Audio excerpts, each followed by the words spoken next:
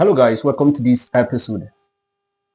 Now, if before you stock your animals, make sure that you have feed available. Feed is very important.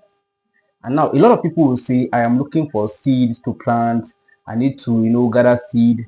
I need to buy so grass to plant before I start. Now, if you are a small farmer, you don't have much money to buy maybe seed to plant.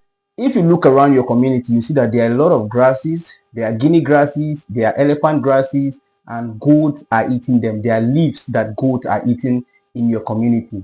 You can get some of those elephant grasses, some of those Guinea grasses, bring them, get them, transplant them, and it will still serve as feed for your animals. Now, if you look right here, you see that I have a lot of grasses right here that I'm going to make hay with. I have a lot of grasses right here, and I'm still bringing more. This is raining season, so I need to make hay as much as possible so that during the dry season I am going to use them to feed my animals. So it doesn't mean that you need to go and plant, you need a particular kind of grass to plant. You can, if you look within your community, there are a lot of grasses, and these grasses, when you cut them at a tender age, when they are still very small, you see that they look very soft, and goats and sheep love to eat this kind of grasses. Even cattle love to eat them. Don't allow them to grow too big before you harvest them at a very tender age. By so doing, you can make good silage. Like you see these ones are very soft. See, they are very soft because they are being harvested when they are still very young. And if you look right here, you see that this one is already dry. I've made this one is dry already. You see, it's dried. So, and if you look, you see that it's still maintaining, it is still having, it's still looking very green. If you see that this one and this one, there's difference though, but you see this one is still looking green.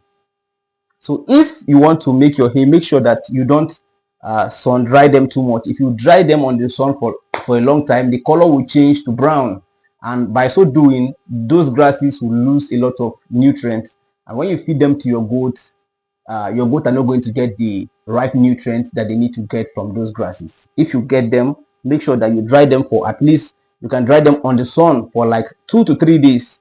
Then you air dry them.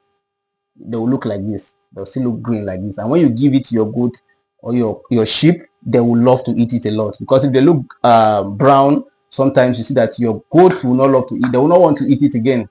So that is it. Don't wait till you have money to buy maybe a particular kind of grass that you wish to plant. You can go, if you are procrastinating and say, okay, I wish to start, but I want to get this one first, I want to get this one, it will be you might not even start. So go around your community, you see grasses that goats are already eating, transplant them to your grazing yard. Transplant them to your grazing yard, and your goats are still going to eat them and look really good. Most of these grasses have good nutritional value, just that most people have not taken them to the lab to like check their nutritional value. That's the reason why you see that most people don't actually talk about them. If you get these Guinea grasses, elephant grasses, there are other shrubs that you are seeing in your community that goats are eating, you can actually transplant them. And the amazing thing is that some of these grass, like the elephant grass, the Guinea grass, even if you burn them during the dry season, once it rains, you see that those grasses will start to sprout again. They'll start to grow back again. So you don't need to plant every year. If you have them in your grazing yard, every year that rain falls, you're going to have new grasses, fresh grasses growing. You can cut as much as possible, make hay, so that when it is dry season and you don't have a lot of grasses, you can use it to feed your animals. Do you get? So livestock farming is not something you need to prepare everything before you start. The most important thing is make sure there's availability of feed, make sure there is you have the house, the pen where those goats are going to sleep, and make sure that you get the right breed, the breed that have good potentials to grow.